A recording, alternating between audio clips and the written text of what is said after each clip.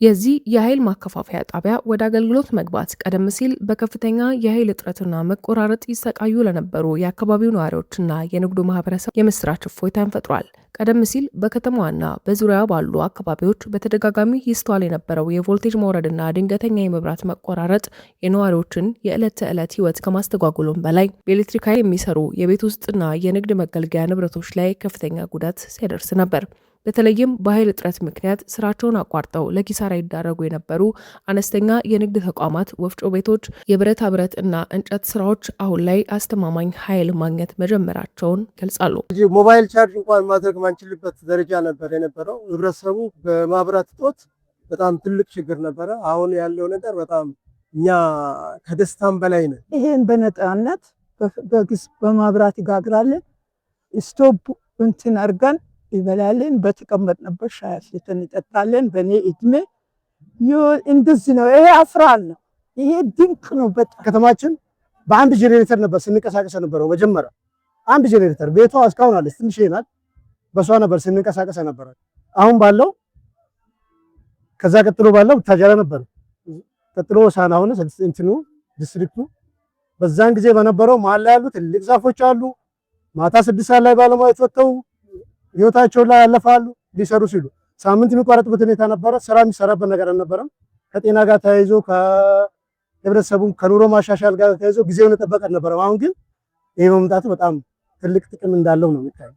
ይህ ግዙፍ የልማት ፕሮጀክት በተሳካ ሁኔታ ወደ ስራ ከማስገባትና የአካባቢው ማህበረሰብ ተጠቃሚ ከማድረግም አኳያ የወራቤ ከተማ አስተዳደር ከፍተኛ ሚና ተጫውቷል። ይሄ ሰብስቴሽን አሁን ኦን ከሆነ በኋላ አጠቃላይ ኢንቨስትመንት መሬት ወስዶ የነበሩ ሰዎች በሙሉ ወደ ግንባታ የገቡበት ፍላጎታቸውን ደግሞ እያሳዩ ያለበት፣ አሁን ደግሞ ያሉ ፋብሪካዎችም ደግሞ ማብራት ሳይቆራረጥባቸው በተለይ የስራ ዕድል ፈጠራ ላይ ያሉ ኢንተርፕራይዞች ቢገዳ የሚሰሩ ሰዎች በጣም ሲቸገሩ የነበረው እኛ እናደራጃለን ይበተልብን ነበርና ይሄ ሁሉ የተቀረፈበት ሁኔታ ነው።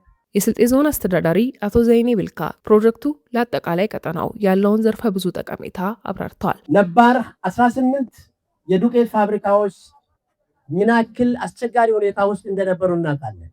እነዚህ ሙሉ አገልግሎት እንዲገቡ ተደርገዋል።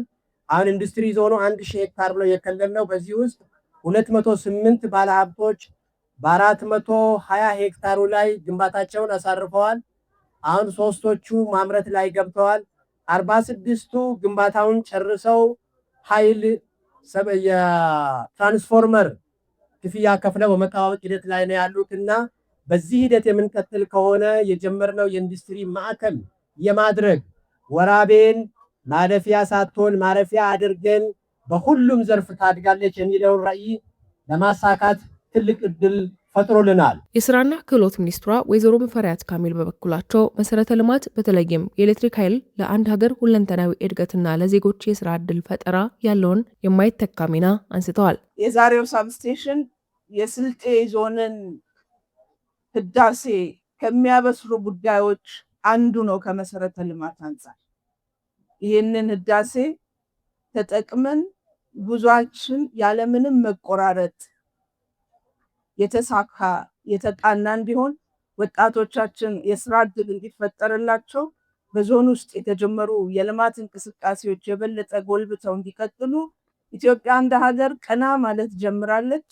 ይሄ የጀመረችው ቀና ማለት ወደ ሌላ የላቀ ምዕራፍ እንዲሸጋገር ከተፈለገ ከፊት ለፊታችን ያሉ ግቦችን ማሳካት ተቀዳሚ አጀንዳችን ሊሆን ይገባል። በ640 ሚሊዮን ብር የዓለም ባንክ ድጋፍ የተገነባውና በአሁኑ ወቅት ሙሉ በሙሉ ወደ ስራ የገባው የወራቤ የኃይል ማከፋፈያ ጣቢያ በአካባቢው ላይ የነበረውን የዓመታት የብርሃንና የኃይል ጥያቄ በመቅረፍ ረገድ የጎላ ድርሻን ማበረከት ጀምሯል። በቀጣይም የአካባቢውን የማምረት አቅም በማሳደግና የኢኮኖሚ እድገቱን በማፋጠን ረገድ የሚኖረው ፋይዳ ከፍተኛ እንደሚሆን ይጠበቃል።